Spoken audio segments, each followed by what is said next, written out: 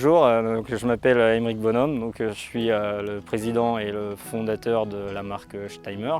On a voulu créer quelque chose au départ français qui colle à la demande du marché français. On est monté très vite en nombre de machines, on était dans les premières années à une vingtaine de machines, nous sommes maintenant à 41 machines exactement. Dans le reste des machines, notre politique était d'avoir un prix intéressant, attractif, c'est-à-dire un pourcentage moindre à l'achat, tout en restant sur des qualités très hautes, avec des aciers très hauts, du S355, du S500, gage de très bonne qualité.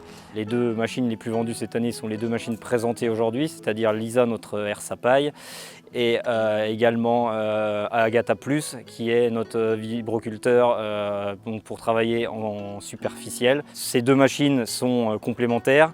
Ce sont des machines pour du travail superficiel, pour limiter tout ce qui est produits phytosanitaires.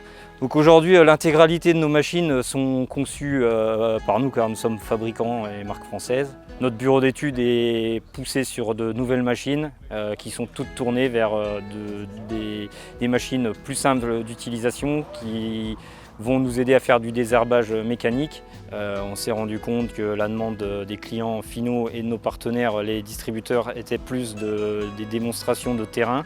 Donc on a mis en 2019 en place le Steimer Tour, qui consiste à faire tout le tour de la France avec nos partenaires, nos distributeurs, nos concessionnaires. Donc aujourd'hui on continue le Steimer Tour dans Lyon avec notre partenaire et distributeur de la marque dans Lyon, les établissements de Bruin, qui nous a permis de montrer et mettre en avant notre gamme.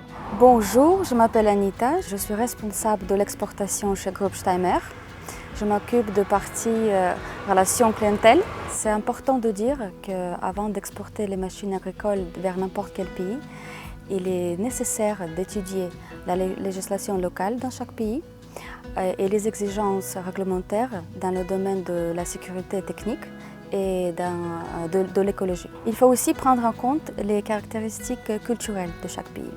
Aujourd'hui, le marché de l'exportation se porte très bien. Cela représente 60% de nos ventes.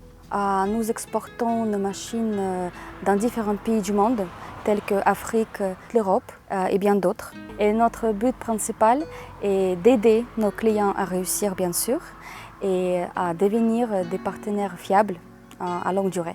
On est confronté aujourd'hui avec les diminutions de tout ce qui est produits phytosanitaires, de diminuer les produits phytosanitaires.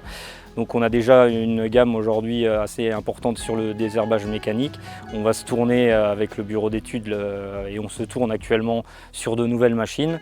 On a beaucoup de machines en prototype et en essai, et on va vraiment pousser dans les années à venir sur le désherbage mécanique.